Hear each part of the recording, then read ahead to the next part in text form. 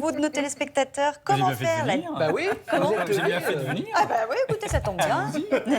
Comment faire la différence entre une infection urinaire basse et une infection urinaire haute, demande Alors, Maude. On va parler d'infection urinaire basse et la cystite. C'est quand une bactérie va aller un petit peu chatouiller la vessie. Résultat, ça peut provoquer des brûlures mictionnelles, des envies régulières d'aller aux toilettes et de Des pas brûlures faire... mictionnelles, clairement, ça brûle brûle quand quand on on fait fait pipi. pipi. Voilà. Exactement. c'est vrai qu'on décrypte le langage médical. Médical. Oui, Et effectivement, alors on peut aller plusieurs fois aux toilettes et finalement, c'est pas très productif. Donc ça, on est vraiment sur une infection urinaire basse, la cystite, et il n'y a pas de fièvre. Voilà, ça, c'est le point important. L'infection urinaire haute, c'est très souvent la complication d'une cystite où la bactérie est remontée au niveau du rein. Dans ce cas-là, on a de la fièvre, on va appeler une pyélonéphrite, et on peut aussi avoir une douleur au niveau du dos, au niveau du Et rein. c'est pas sympa. C'est pas très agréable, on n'est pas du tout sur le même prise en charge, Non. mais antibiotiques un peu plus longtemps.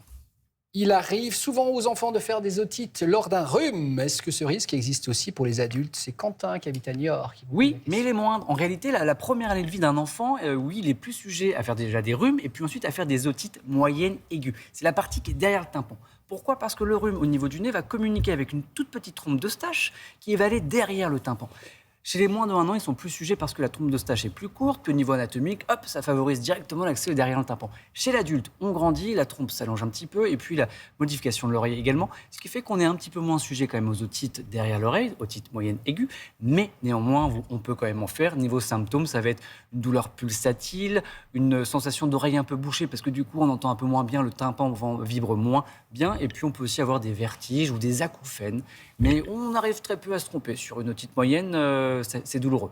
Et c'est pas sympa. Ça non plus. Tout à l'heure. Mais vous avez tout. La phrase. Mon aîné a la mononucléose. Et c'est pas grave.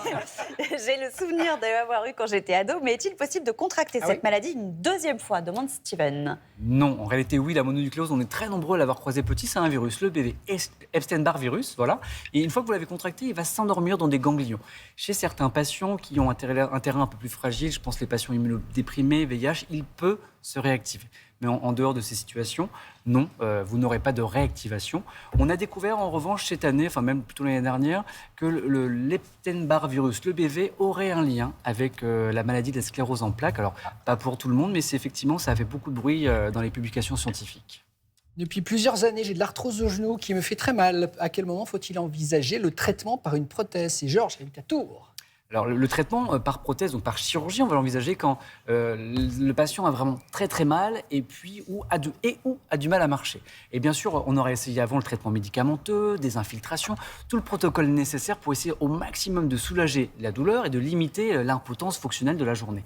Donc là, quand vraiment on a tout essayé et que ça ne fonctionne pas, on pourra avoir recours à la prothèse, par exemple, de genou. Il faut savoir qu'une prothèse, la durée de vie, c'est 15-20 ans. Donc effectivement, l'âge auquel on peut opérer le patient, ça aussi, ça rentre dans l'équation de la balance. Donc voilà, un échec des traitements médicamenteux, la douleur ou difficulté à marcher, on en parle avec un chirurgien. On n'a pas le temps pour une dernière question, mais peut-être une précision sur la première question. Pardon, ça m'est venu sur l'infection urinaire. On dit que les pharmaciens pourraient bientôt délivrer des antibiotiques sans passage par le médecin pour les infections urinaires. Oui, en effet. Vous en pensez quoi?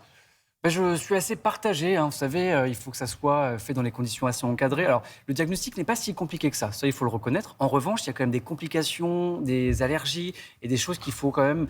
Voilà, ça nécessite pour moi une consultation. Après, voilà, si c'est bien encadré et géré, pourquoi pas. C'est vrai que l'infection urinaire, ça peut gâcher un grand week-end. Mais encore une fois, voilà, prudence. En tout cas, c'est pas. Je crois qu'il y a déjà des gens qui viennent dans les pharmacies pour demander des antibiotiques. C'est pas encore passé. Hein,